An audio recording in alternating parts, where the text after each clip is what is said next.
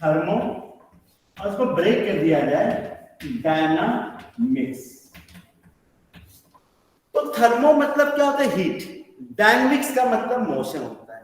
तो जैसे क्या हुआ, हीट जैसे क्या कुछ मैकेनिकल जैसे हीट जनरेट हुई या हीट से कुछ मैकेनिकल जनरेट हुई, यानी किसी भी तरह से अगर हम बात करें अजय कुरिल,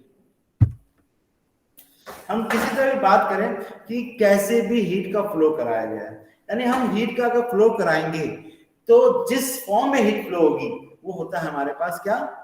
थर्मोडायनेमिक। भाई देखो अभी तो हमने पढ़ रखा था इससे पहले चैप्टर में काइनेटिक काइनेमेटिक क्या होती है, डायनामिक्स की थी। तो ये चीज वही चीज यहाँ पे अप्लाई हो रही है, डायनामिक काइनेमेटिक, लेकिन यहाँ हीट के रेस्पेक्ट बात होती है। तो एक टाइम पे आया करो बेटा आदित्य निषाद।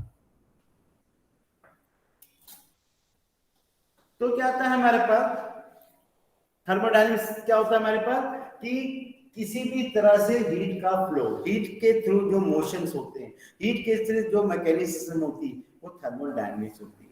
ठीक है, अब इस थर्मोडायनेमिक की बात करें तो थर्मल सिस्टम क्या होता है? Thermodynamic system, dynamics system. अब बात आ रही है कि सिस्टम की बात करते हैं, जैसे कि हम प्रेशर कुकर में पानी गर्म किया हमने, ठीक है, तो पानी गर्म हुआ, स्टीम बना, लेकिन बाहर से कोई मतलब नहीं, ठीक है। तो यानी उस प्रेशर कुकर के अंदर प्रेशर डेवलप हुआ, टेम्परेचर डेवलप हुआ या वॉल्यूम हुआ, वो सब चीजें प्रेशर कुकर के अंदर, वो एक सिस्टम हो गया। यानी जहां एक ऐसा थर्मोडायनेमिक का सिस्टम क्या होता है जिसमें प्रेशर वॉल्यूम के बीच में कुछ रिलेशंस आ जाए, कुछ चेंजेस हो जाए, कुछ चीजें हो, ठीक है। तो जैसे हमारा हम लोग कार चलाते हैं या बाइक चलाते हैं तो क्या होता है, पेट्रोल जाता है इंजन के अंदर जाता है, वो बर्न होता है, हीट जनरेट करता है, कंबशन करता है, तो क्या हुआ, वो सब उस इंजन के अंदर, बाहर से कोई मतलब नहीं, तो वो एक सिस्टम हो गया। यानी थर्मोडायनेमिक सिस्टम क्या होता है, जिसके अंदर क्या होता है, कुछ ही प्रेशर वॉल्यूम टेम्परेचर का कुछ आपस में रिलेशंस होता है, उसके अंदर की बात करें वो एक सिस्टम हो गया, ठीक है, लेकिन उसको सराउंडिंग से कोई मतलब नहीं होता है, ठीक है।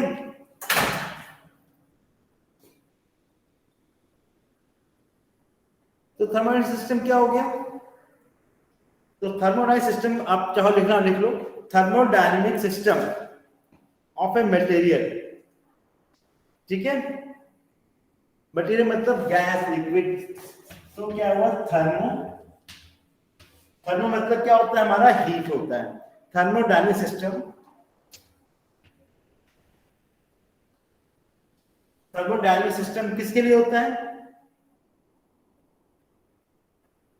Thermal system of a material, of a material, लिखते जाओ, मटेरियल, मटेरियल मतलब कैसे मिल सकता है, गैस, सॉलिड, सॉलिड और लिक्विड, यानी कि थर्मल सिस्टम, मटेरियल, ये तीनों चीज की बात करते हैं, स्टेट होती है, ठीक है। अंडरगोज, ठीक है, अंडर, लिखते जाओ, अंडर, अंडर गोइंग, कहां जा रहा है, सर्टेन चेंज, या कुछ चेंज होने जा रहा है, अंडर सर्टेन चेंज, किसमें, सर्टेन चेंज, किसमें, इन वॉल्यूम। देखो मैंने बताया था ना कि एंट्रोपी क्या होती है, जो थर्मोडायनेमिक वेरिएबल्स हो गए, प्रेशर, वॉल्यूम, टेम्परेचर, ये थर्मोडायनेमिक वेरिएबल्स हैं, ठीक है। क्या हुआ, in volume, temperature and pressure, यानी इन तीनों चीजों में, ठीक है, temperature, it's isolated form, isolated मतलब, आइसोलेट मतलब बाहर से कोई मतलब, मैंने कहा एक जैसे प्रेशर को खाना पकड़े उसके अंदर सब कुछ हो रहा है, उसके बाहर से कोई मतलब, तो क्या हुआ, प्रेशर, इट्स आइसोलेटेड सिस्टम, ठीक है, आइसोलेटेड सिस्टम की बात है from other, from other system, मतलब कि अदर सिस्टम से इसका कोई मतलब नहीं। अगर प्रेशर कुकर को बाहर से कोई मतलब नहीं, अंदर के ही सारी चीजें हो, यानी प्रेशर चेंज हो, वॉल्यूम चेंज हो, सब कुछ चेंज हो, पर उसका अपना खुद का अंदर हो, उसको बाहर से मतलब नहीं, यानी वो एक सिस्टम हो गया जिस सिस्टम में सारी बातें हो रही है। ठीक है, तो ये आ गया हमारे पास। अब आता है कि ये कितने टाइप के सिस्टम होते हैं, ये कौन कौन से सिस्टम होते हैं। भाई हमने तो बताया ना कि एक सिस्टम की बात की जिसमें प्रेशर वॉल्यूम ये चेंज हो रहे हैं, ठीक है, वो सिस्टम हो गया। तो एक में बताया कि बाहर से कोई मतलब नहीं, एक में कहा थोड़ी बहुत हीट बाहर निकल जा रही है, एक में बताया बाहर से हीट आ भी जा रही है। तो बाहर हीट निकल जाना, हीट आ जाना, ये सब फिनोमेना कैसे हम आगे बात करते हैं, तो इस पे भी डिस्कस करने जा रहे हैं हम लोग। तो इनको उतारना उतार लो इसको बेटा, यहाँ तक उतार लिया तो मैसेज कर सकते हो आप।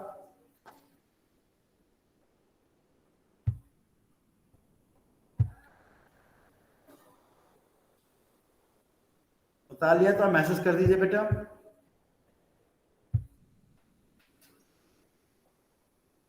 ओके, तो अब आता है हमारे पास सिस्टम कितने टाइप के होते हैं। ठीक है,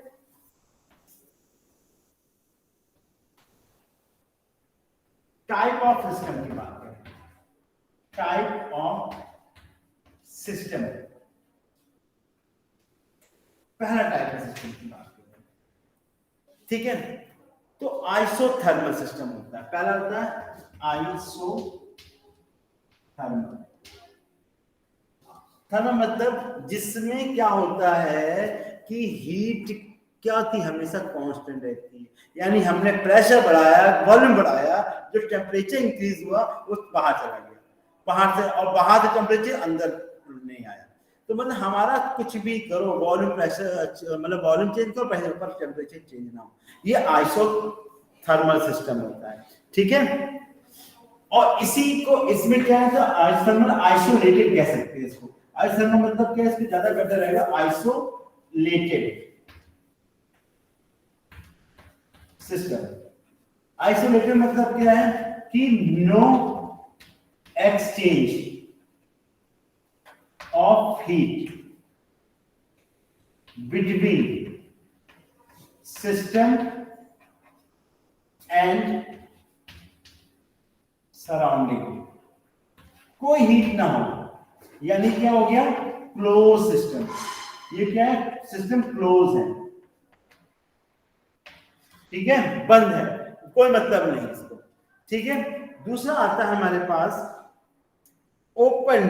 अगर मान लो जैसे कि ना प्रेशर कुकर को हमने लिया और उसको ब्लैकेट से ढक दिया, या किसी एल्यूमिनियम फॉइल से ढक दिया, कुछ ढक दिया, जिससे क्या हो, जितनी हीट है उसके अंदर बनी रही, हीट बाहर नहीं निकल रही है, तो ये आइसोलेटेड, यानी एक वॉल का काम कर रही है ऐसी वॉल जो उसके अंदर हीट को बाहर सराउंडिंग में जाने से रोक दे, तो वो जो वॉल होती है वो आइसोलेटेड होती है, और जो उसके अंदर जो सिस्टम होता है वो आइसोलेटेड सिस्टम हो गया, यानी सिस्टम को हमने पूरा क्लोज कर रखा है, यानी हीट को बाहर जाने नहीं देंगे हम।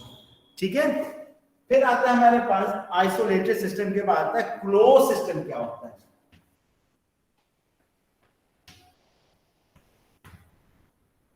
यही होता है। अब ओपन सिस्टम की बात करें फिर दोबारा यही चीज होती है ना, ओपन, ओपन की बात करें सिस्टम, तो मतलब उसमें कोई कवरिंग ना हो, ये क्या होता है, थर्मोडायनामिक वेरिएबल सिस्टम हो गया, ये वेरी हो गया, that is exchange of heat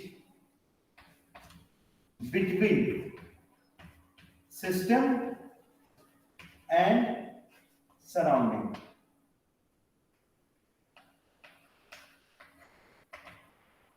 यानी इनके बीच में एक्सचेंज होने लगा, ये हो गया हमारे पास।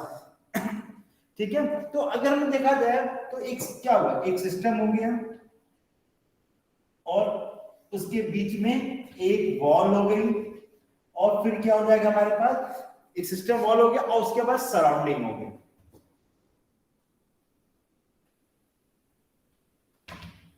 तो तो ये वॉल ही बताती है कि सिस्टम आइसोलेटेड है या वो चीज है।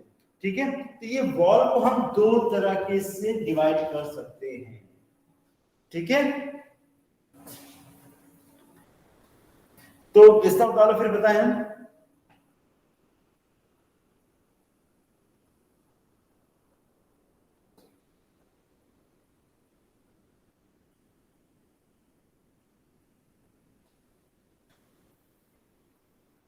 तो एक होता है एडियाबैटिक, एक होता है डाइथर्मिक। डाई मतलब दोनों तरफ हीट आ भी जा सकती है, जा भी सकती है। ठीक है, और इसमें क्या होता है, हीट आएगी ना हीट जाएगी। ठीक है, अभी इसके बारे में हम डिस्कस और करेंगे एडियाबैटिक क्या होता है। तो ये वॉल जो है दो तरह की होती है। अगर डाइथर्मिक हो तो सिस्टम क्या होगा, ये क्लोज सिस्टम होगा। ये क्या हो जाएगा, ओपन, नहीं ये ओपन हुआ, ये ओपन सिस्टम होगा, ओपन सिस्टम। और ये क्या हो जाएगा, क्लोज सिस्टम। मतलब बाहर से इसका कोई मतलब नहीं हुआ। ठीक है, क्लोज सिस्टम। तो हमारे पास ये ओपन सिस्टम और यानी जो वॉल होती है सराउंडिंग उस सिस्टम के बीच में, वो दो टाइप की होती है, एक एडियाबैटिक होती है और एक डाइथर्मिक होती है। डाइथर्मिक मतलब क्या होता है, ओपन सिस्टम हो गया, तो इसका मतलब क्लोज सिस्टम, मतलब इसमें हीट इधर से उधर जाएगी। ठीक है,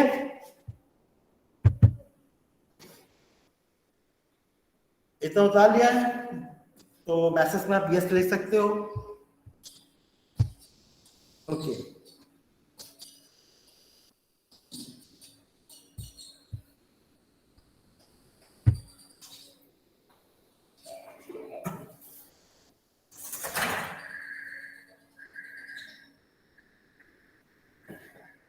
तो अब हमारे पास ये चीज आएगी। अब ये इसकी इक्वेशन क्या होगी, थर्मोडायनामिक स्टेट की इक्वेशन क्या होगी, ये हमने केमिस्ट्री में पढ़ रखा है। बॉल्स लॉ, चार्ल्स लॉ, इसके बारे में बता देंगे, ऐसा नहीं कि नहीं बताएंगे, लेकिन अभी तो हम सिर्फ सिस्टम की बात कर रहे हैं। तो इक्वेशन ऑफ सिस्टम की बात करें तो क्या होगा, इक्वेशन ऑफ सिस्टम क्या होता है, हमेशा देखना PV is equal to mu R T. R क्या है, गैस कांस्टेंट, और म्यू नंबर ऑफ मोल की बात करेंगे, और टी टेम्परेचर, और पी और भी पता ही है, प्रेशर और वॉल्यूम की बात करते हैं यहाँ पे। ठीक है, तो अब हमारे पास आता है कि ये जो प्रेशर, वॉल्यूम और टेम्परेचर एक नोट करके लिख लेना, हमेशा याद रखना है। Note pressure, volume and temperature, temperature comma internal energy. ठीक है, प्रेशर, वॉल्यूम और ये इंटरनल एनर्जी, और and heat constant, and heat constant, जैसे कंडक्टिविटी कांस्टेंट हो गया, गैस में सब हीट कांस्टेंट आते हैं। ये सब क्या है, ये सब थर्मोडायनामिक पैरामीटर्स हैं। ठीक है, आर द थर्मोडायनामिक्स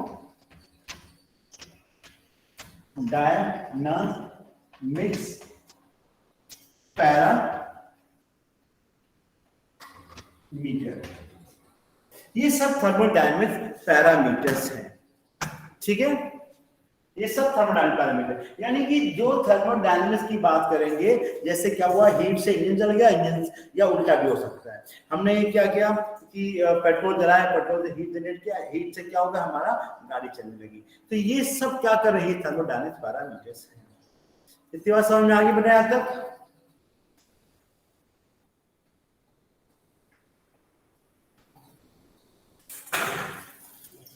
क्या पूछा था बच्चे ने, एक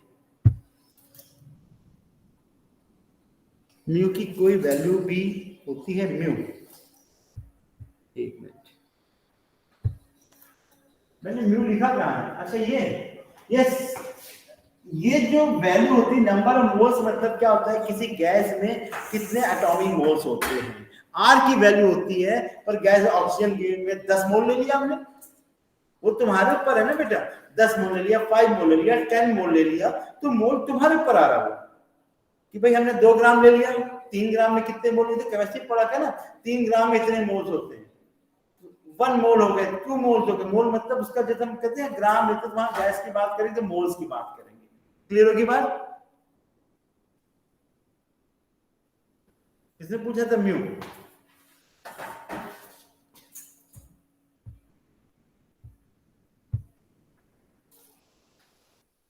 आयुष विश्वकर्मा बेटा, ओके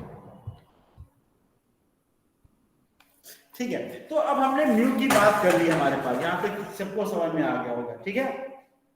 अब आता है कि थर्मोडायनेमिकली प्लेटफॉर्म की बात करेंगे, तो कौन कौन से थर्मोडायनेमिक प्रोसेस हैं।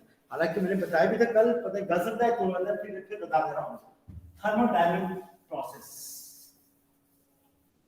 भाई सिस्टम है तो प्रोसेस भी होगा, क्योंकि हमने बताया था कि पैरामीटर्स क्या है, पैरामीटर चेंज होना प्रोसेस हो गया, कैसे प्रेशर चेंज होगा तो वॉल्यूम चेंज होगा, वॉल्यूम चेंज होगा टेम्परेचर कैसे चेंज होगा, ये सब एक प्रोसेस होता है, ठीक है। तो अगर हम इससे बात करें तो कौन कौन से प्रोसेस होते हैं, कभी हीट कांस्टेंट रख दिया, कभी वॉल्यूम कांस्टेंट रख दिया, लेकिन याद रखना कि ये थर्मोडायनेमिक प्रॉपर्टीज में जो प्रेशर, वॉल्यूम, टेम्परेचर, 3 चीजें सब कुछ होती हैं। अगर 2 चीज कांस्टेंट है तो तीसरी कांस्टेंट होगी, ठीक है। तो अगर हमने यहाँ पे बात क्या करें, 2 चीज को वेरी करना है, एक को कांस्टेंट रख सकते हैं, ये हमारे पास या तीनों वेरी करेंगी या तीनों नहीं वेरी करेंगी या 2 वेरी करेंगी, लेकिन 2 कांस्टेंट, तीसरी अपने आप कांस्टेंट हो जाएगी, ये चीज ध्यान रखना, ठीक है। तो थर्मोडायनेमिक प्रोसेस बात करें, थर्मो मतलब हीट का मोशन करते समय कौन कौन से प्रोसेस होते हैं, क्या प्रोसेस होगा कि वो मैकेनिक्स बन मैकेनिकल चेंज हो जाएगी। थर्मोडायनामिक्स प्रोसेस, तो थर्मोडायनेमिक प्रोसेस की बात कर रहे थे हम लोग, क्या क्या होता है। तो पहला क्या होता है, आइसोथर्मल प्रोसेस। पहला प्रोसेस आइसोथर्मल, क्या होता है, डेल्टा टी इज कांस्टेंट, यानी कि no exchange, no change in heat, no change in heat और इंटरनल एनर्जी, इसमें कोई चेंज नहीं होना है, ठीक है। फिर आइसोकोरिक हो गया। दूसरा क्या होता है, सब ऐसा लिखा है आइसोकोरिक, मतलब delta V is equal to 0, no change in volume, volume में भी कोई चेंज नहीं हुआ, ठीक है। आइसोकोरिक हो गया। फिर आइसोबारिक हो गया, आइसोबारिक, तो delta P is equal to 0, no change in pressure, ठीक है। अब आता है हमारा एक और प्रोसेस, आइसोबारिक हो गया, आइसो, अब आता है साइक्लिक या एडियाबैटिक, बैटिक। इसमें क्या होता है, delta Q is equal to 0, no change, no change in heat, यानी हीट में कोई चेंज नहीं हो रहा है, यानी हीट दी ही नहीं जा रही है, उनमें एनर्जी दी ही नहीं गई, उसमें कुछ भी नहीं, अपने आप ही जो खर्च कर रही है। अभी बताएंगे ऐसा क्या है, जब हम फर्स्ट थर्मोडायनामिक्स डिस्कस करेंगे तो इसमें और अच्छे समझ में आएगा, ठीक है। अब आता है एडियाबैटिक का साइक्लिक प्रोसेस, क्या होता है,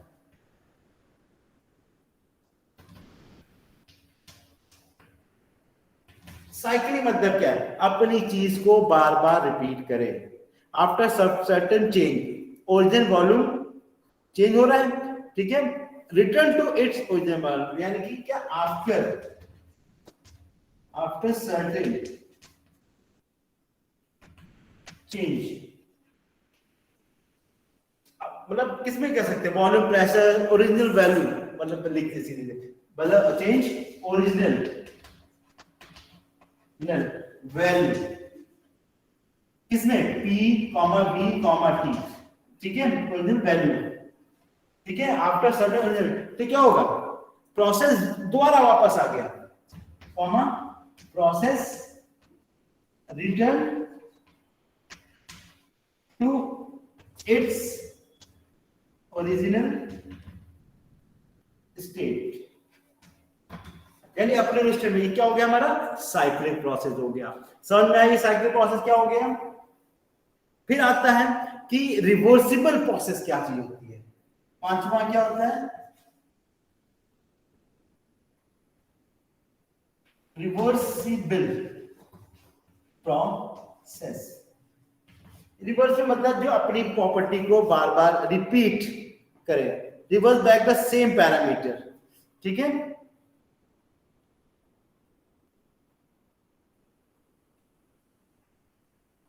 ठीक है, तो क्या होगा, रिवर्स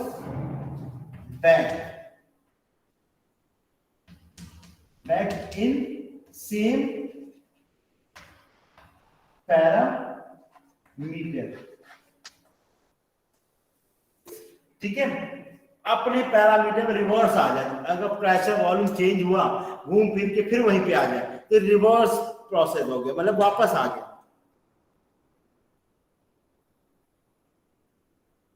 ठीक है। अब इरिवर्सिबल तो नॉट रिवर्स बैक आ गया। छठा क्या हो गया,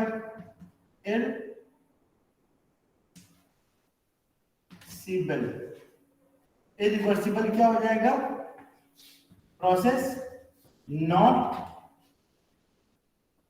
बैक इन सेम पैरामीटर, यानी अपने वापस पैरामीटर पे ना जाए, वापस आए, मतलब जैसे कोई चीज गई, हमने हीट चेंज किया, कुछ एनर्जी खत्म हुई, फिर और चेंज करते करते पहले पी बी की चेंज करते गए, देखा कुछ देर बाद फिर उसी जगह पे आ जाए।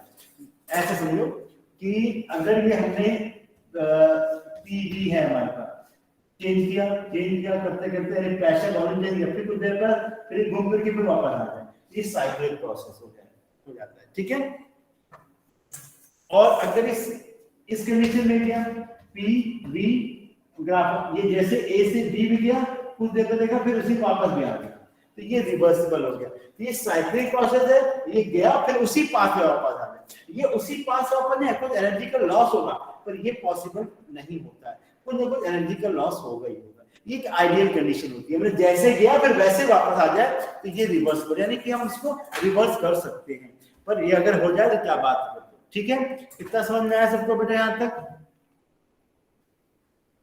इसको उतार लीजिए, ये आपके काम की चीज है, ये पूरे थर्मोडायनामिक्स हमको इसी पे खूब अच्छे से डिस्कस करना है, ठीक है। तो अब आता है, हमने आइसोथर्मल के बारे में आप डिस्कस करने जा रहे हैं कि आइसोथर्मल क्या चीज होती है, और इसे डाइथर्मिक कंडीशन भी कहते हैं।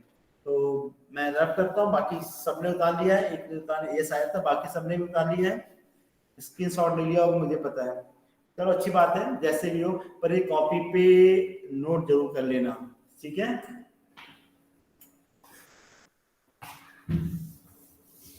तो सबसे पहला प्रोसेस जो आइसोथर्मल है उस पर डिस्कस करने जा रहे हैं हम लोग कि क्या होता है, इसमें क्या क्या चीजें होती हैं।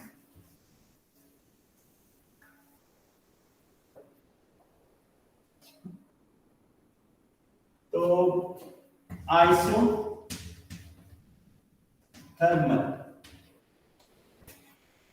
प्रोसेस, आइसोथर्मल प्रोसेस है क्या, इस पे हम लोग अच्छे से डिस्कस करते हैं।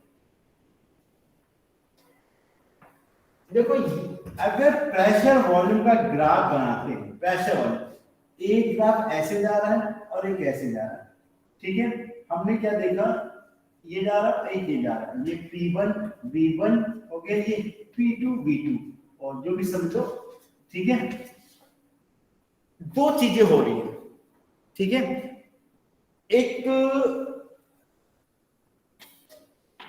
ये इसे कंप्रेस हो रहा है, ये कंप्रेस हो रहा है, ये एक्सपेंशन हो रहा है, ये कंप्रेशन हो रहा है, तो ये जो होता है हमारे पास एक्सपेंशन, प्रेशर को कम, प्रेशर क्या कर रहे हैं, प्रेशर कम होता जा रहा है, वॉल्यूम बढ़ता जा रहा है। इसमें क्या कर रहा है, वॉल्यूम कम करते जा रहे हैं, प्रेशर बढ़ता जा रहा है, ये कंप्रेशन। यानी किसी चीज को अगर दबाओगे तो वॉल्यूम कम होगा पर प्रेशर बढ़ जाएगा, ये ग्राफ ही बता रहा है, ठीक है। अब जब इसमें आइसोथर्मल मतलब हमने सब कुछ किया पर टेम्परेचर हमने यहाँ पे कांस्टेंट लिया। और कैसे लिया, हमने ऐसी वॉल ले ली जो डाइथर्मिक है। डाइथर्मिक वॉल जब हमने कंप्रेस किया, एकदम कंप्रेस करोगे तो भाई हीट जल्दी से बाहर नहीं आएगी, टेम्परेचर बढ़ जाएगा। तो हम क्या करते हैं, धीरे धीरे धीरे कंप्रेस करते, थोड़ी हीट बढ़ी बाहर चली गई, फिर थोड़ा कंप्रेस किया हीट बढ़ी बाहर चली गई, फिर थोड़ा कंप्रेस किया हीट फिर बाहर चली गई। तो बाहर कब जाएगी, जब बाहर की जो बाउंड्री है वो डाइथर्मिक हो। डाइथर्मिक मतलब हीट को बाहर निकल जाए, हीट बाहर, जैसे कि साइकिल में पंप में हवा भरते हो तो जो हवा भरते हो साइकिल का जो सिलेंडर और पंप वाला पाइप, जो पंप का सिलेंडर होता है बाहर मेटल का, वो गर्म हो जाता है। क्यों, क्योंकि एयर को आप धीरे धीरे कंप्रेस कर रहे हो तो वो कंप्रेस होकर हीट को लूज कर रही है, और कहाँ जा रही है वो, सराउंडिंग में, हीट को सराउंडिंग में जाना है, ठीक है। उसको रोकने के लिए हम लोग क्या करते हैं, एक डायथर्मिक एडियाबैटिक वॉल को बना लेते हैं। जैसे थर्मस होता है जिसमें क्या क्या देखते हो तुम लोग की गर्म पानी गर्म रहता है, ठीक है। तो क्या करते हैं, वो हम ऐसी वॉल बना लेते हैं जो कि हीट को अंदर से बाहर नहीं जाने देता, बाहर से अंदर आने देता है, ठीक है। तो यहाँ पे ऐसा नहीं होगा। तो सबसे पहले आइसोथर्मल प्रोसेस के लिए हमें चाहिए क्या, ठीक है। आइसोथर्मल प्रोसेस मतलब क्या, delta T is equal to 0, यानी नो चेंज इन टेम्परेचर, जैसा कि मैंने बताया था, एंड इंटरनल एनर्जी। अब तो इंटरनल एनर्जी क्या चीज होती है, किसी भी सब्सटेंस की बात करें तो उसके अंदर उसके मॉलिक्यूल की काइनेटिक एनर्जी, ठीक है, वाइब्रेशन एनर्जी, रोटेशन एनर्जी, इन सब का जो सम होता है, जो खुद के अंदर होता है, वो उसकी इंटरनल एनर्जी होती है। यानी हम इसको हीट देते हैं तो क्या होता है, वो काइनेटिक बढ़ जाती है और दूर जाने लगते हैं, और दे दिया और दूर जाने लगते हैं, जाते जाते क्या हुआ, वो वेपर बन जाते हैं और बाहर निकल जाते हैं। यानी गैस की काइनेटिक सबसे ज्यादा हो जाती है। तो वो जो एनर्जी है उस मॉलिक्यूल की जिसकी वजह से सब कुछ हो रहा है, वो उसकी इंटरनल एनर्जी होती है। क्लियर। तो इंटरनल एनर्जी होती है हमारे पास डेल्टा T इक्वल टू 0 कर दिया हमने, ठीक है। और क्या होना चाहिए, जो हीट एक्सचेंज हुई वो क्या होना चाहिए, बाहर चले जानी चाहिए। तो कैसी वॉल होनी चाहिए, डाइथर्मिक वॉल भी चाहिए हमको। दूसरा क्या चाहिए हमको, डाइथर्मिक वॉल, डाइथर्मिक वॉल चाहिए, यानी कि इंसुलेटेड वॉल, यानी कि इंसुलेटेड कंडक्ट मतलब कि heat transferring wall, heat transferring wall, यानी इंसुलेटेड नहीं तो हीट निकलेगी नहीं, हम हीट ट्रांसफर करते, हीट को निकाल दे, ठीक है। यानी कंटिन्यू जो हीट निकल जाए, कंडक्टिंग वॉल जिसे कह सकते हैं, हीट ट्रांसफरिंग वॉल कह सकते हैं कंडक्टिंग वॉल, कंडक्टिंग वॉल। ये कंडक्टिंग वॉल भी चाहिए हमको ताकि हीट को इजीली बाहर निकाल सके। इतनी बात समझ में आ गई होगी सबको। फिर हमारे पास आता है और क्या है, हमने बताया कि एकदम से कंप्रेस करेंगे बहुत ज्यादा हीट जनरेट होगी, वो एकदम से निकल नहीं पाएगी, यानी हीट कांस्टेंट नहीं पाएगी, उसकी एनर्जी बढ़ ही जाएगी। जब ज्यादा से कंप्रेस कर दोगे तो हमें क्या करना है, धीरे से प्रेस किया, थोड़ी भी हीट बढ़ी वो बाहर निकल गई, फिर थोड़ा धीरे किया, यानी बहुत स्लो प्रोसेस है। इसका प्रोसेस क्या ना, स्लो प्रोसेस यूज करना चाहिए। तीसरी क्या चीज है, स्लो प्रोसेस, ठीक है। यानी क्या होगा, volume and pressure change very small amount, बहुत स्मॉल अमाउंट में हमको चेंज करना चाहिए। समझ में आई बात बेटा मेरी है, ठीक है। तो ये स्लो प्रोसेस चाहिए। और इक्वेशन इसकी क्या होती है, इसकी इक्वेशन क्या होती है, equation P V is equal to constant, यानी कि प्रेशर वॉल्यूम का प्रोडक्ट हमेशा कांस्टेंट रहेगा अगर टेम्परेचर बाहर निकलता रहा तो। ठीक है, तो अगर हम इसका एक ग्राफिकली एक्सप्लेनेशन करें, दिख रहा है इतना उतार, फिर आगे बता, इतना उतार लीजिए बेटा।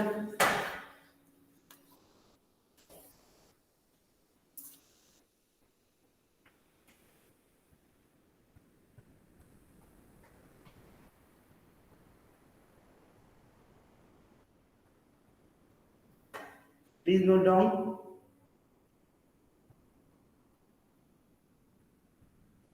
If done, तो please send message yes. Okay, once send. Noted sir, good, very good. तो हमने इतनी चीजें कर ली कांस्टेंट। वैसे ऑनलाइन पढ़ाई में ये थोड़ा सा बेनिफिट मिलता है कि आप लोग शोर नहीं मचाते हैं।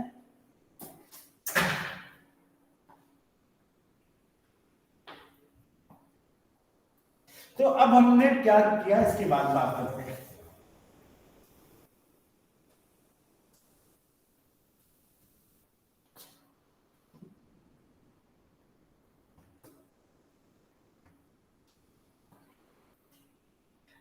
देखो प्रेशर वॉल्यूम की बात करें, हमने कहा कि टेम्परेचर ले लिया हमने, ये T3 ले लिया, ये T2 ले लो, यहाँ लिखते हैं T3 और ये T1।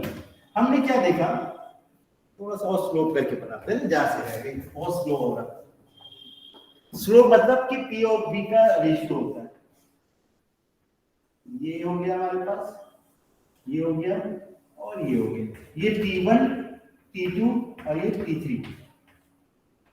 प्रेशर वॉल्यूम चेंज हो रहा है। ये क्या देख रहा है, किसका टेम्परेचर ज्यादा है। देखो हमने एक उस पे लिया तो इसका वॉल्यूम ये आ गया, इसका वॉल्यूम ये आ गया, इसका वॉल्यूम ये आ गया, दिख रहा है।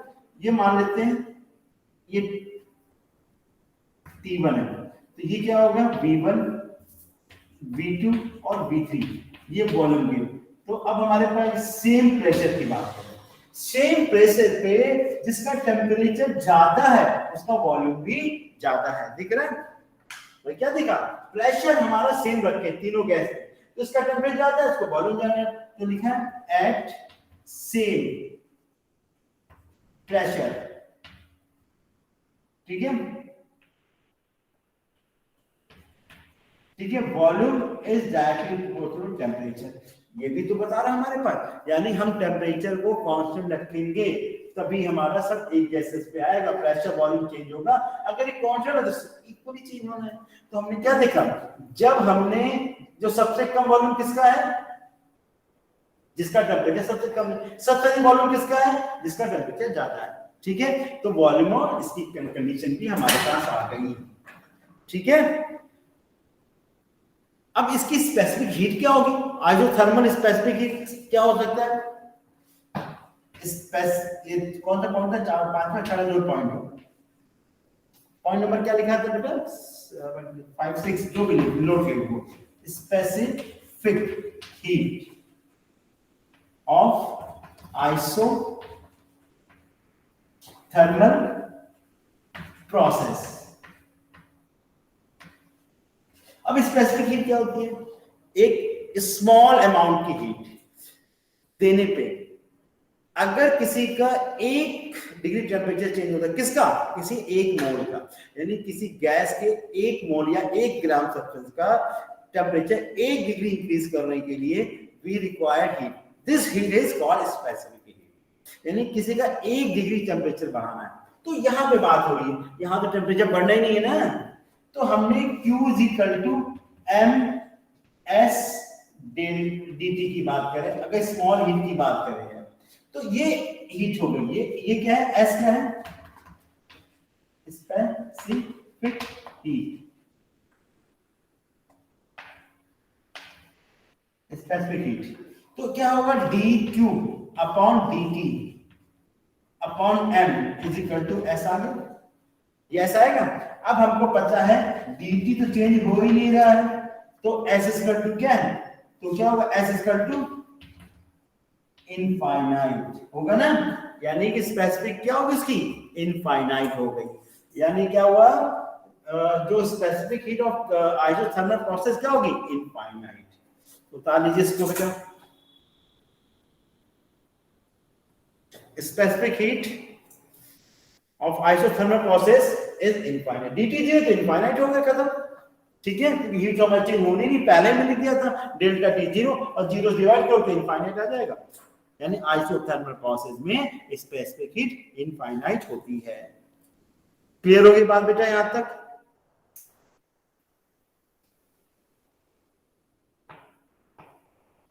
समझ में आया यहां तक?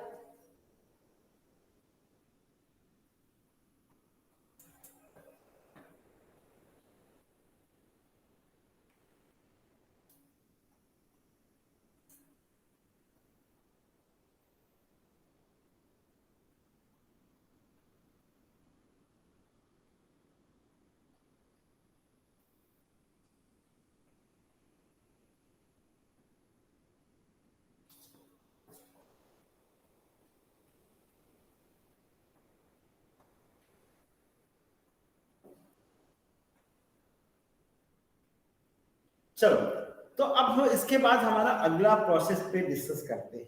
ये तो हो गया, अब आता है अगला प्रोसेस। इसमें वर्क डन की बात भी आगे आगे करेंगे हम लोग कि इस पे आइसोथर्मल वर्क डन कितना होता है, उस पे कितना। फिलहाल अभी हम एडियाबैटिक प्रोसेस की बात करेंगे, कल हम वर्क डन पे भी डिस्कस करेंगे कि वर्क डन क्या होता है, वर्क डन कैसे निकालते हैं। तो एडियाबैटिक प्रोसेस में क्या क्या होता है देखते हैं। एडियाबैटिक प्रोसेस,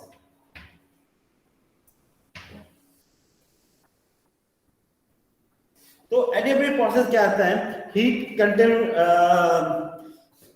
मतलब हीट का चेंज नहीं होता है। पहली बात तो लिखनी है, heat content will not change, यानी Q is equal to zero, delta Q कोई भी मतलब नहीं हुआ, हीट चेंज हो ही नहीं रही है। ठीक है, और वॉल कैसे होगी, दूसरा वॉल शुड बी कैसी होगी, इंसुलेटेड, इंसुलेटेड रहेगी वॉल। ठीक है, और ये क्या होता है, जैसे साइकिल बस कर जा रही है, एकदम हवा बाहर निकल रही है, एयर कंडीशन में एकदम बाहर हवा निकलती है, तो वो क्या हो गया, ये सडन प्रोसेस, सडन प्रोसेस, ये सडन प्रोसेस होता है। ठीक है, अब जैसे क्या बात करते हैं हम लोग कि जब साइकिल बस्ट होती है, तो जो एनर्जी होती है जो उसको एक्सपेंड करने के लिए, वो एनर्जी कहीं बाहर से नहीं मिलती है, इतना सडन होती है कि एनर्जी बाहर से ले ही नहीं पाती है, और एक्सपेंड होने के लिए अपनी एनर्जी को खर्च कर देती है। तो ये कौन सी होगी हमारी, अरे ऐसे एयर कंडीशन भी होता है कि जब वो एसी जो क्या करता है, अंदर की हवा को लेता है और कंप्रेस कर देता है, उसको आइसोथर्मल कंप्रेस करना मतलब क्या, जो इस रूम में बने रहने की एनर्जी चाहिए वो उसे निकाल के बाहर फेंकी, सराउंडिंग में थी, और फिर दोबारा, कभी कहते हैं ना एसी चलाओ दरवाजा बंद रखो, क्योंकि उस एयर की हवा को लेके कंप्रेस करता है। अगर वाटर भी हो तो वाटर भी कंप्रेस होकर बाहर एसी से निकल जाता है। देखा होगा जब मॉइस्चर ज्यादा होता है तो बाहर पानी ज्यादा निकलता है, यानी कि क्या हुआ, हमने क्या देखा, वो भी बाहर निकल गया, एयर अंदर कंप्रेस हो गई। कंप्रेस होने के बाद दोबारा एसी इसको अंदर भेजता है, तो छोटे से पाइप से भेजता है, और जब छोटे पाइप से जैसे एयर कमरे में आती है तो पूरे कमरे में एक्सपेंड करती है, एकदम से एक्सपेंड करती है, इतने प्रेशर से भेजता है बाहर। तो जैसे एक्सपेंड करेगी तो क्या करेगी, वहां से एनर्जी ले नहीं पा रही तो अपनी एनर्जी को लूज कर देगी और वो कूल हो जाएगी। ठीक है, जिससे बाहर का टेम्परेचर डाउन हो जाएगा। तो ये हमारा सडन प्रोसेस है।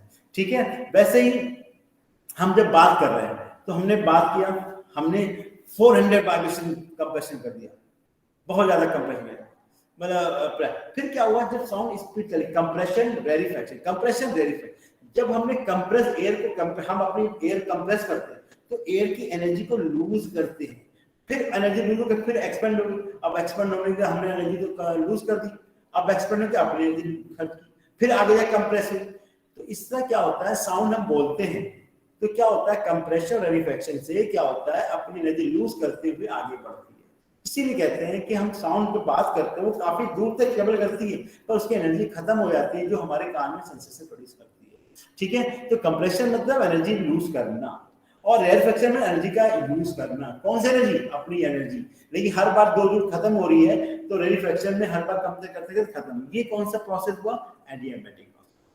ओके, तो इस कंप्रेशन रेट में स्लो प्रोसेस हो गया। इसमें क्या होता है, कंप्रेशन होता है,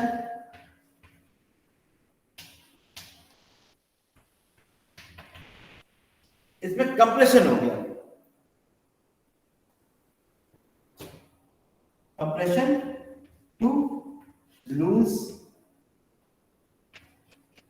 एनर्जी। ठीक है, कंप्रेशन लूज एनर्जी होगी। और इक्वेशन चौथी पॉइंट क्या है, इक्वेशन इन एडियाबैटिक क्या होगा, पी वी गामा। एक्चुअली क्या है कि यहाँ पे ये पी वी कांस्टेंट नहीं सकता, ये गामा एक एडियाबैटिक कांस्टेंट लगाना पड़ता है। ये भी आगे पढ़ेंगे क्या होता है, जो गामा जो होता है ये रेशियो होता है टू स्पेसिफिक हीट का। यानी कि अगर ये प्रेशर कांस्टेंट है तब स्पेसिफिक कितनी होगी और वॉल्यूम कांस्टेंट तब क्या होगा। तो हम लिख देते हैं स्पेसिफिक, अभी इसमें डिस्कस भी करना है, specific heat at constant pressure. और नीचे क्या है, स्पेसिफिक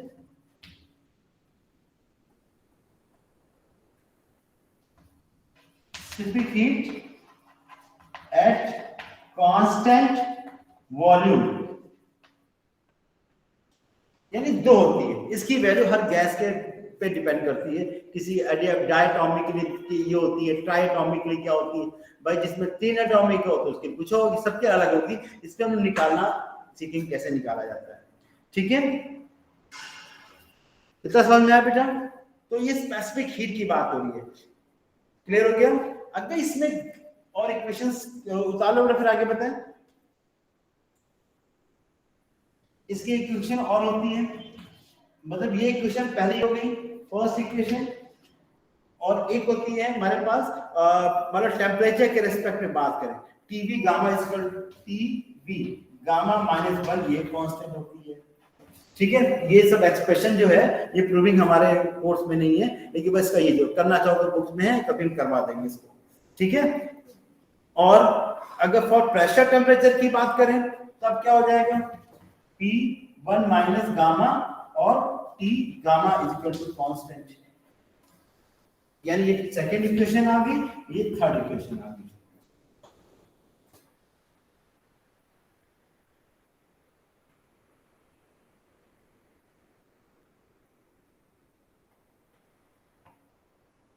और स्पेसिफिक हीट निकालते हैं, इसकी कितनी होगी, ऊपर रख कर रहे हैं specific heat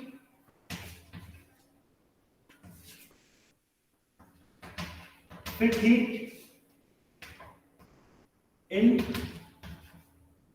adiabatic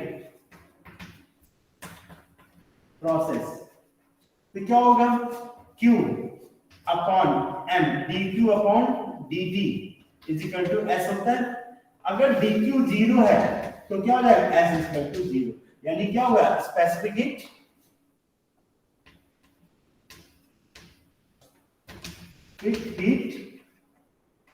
in this process is 0।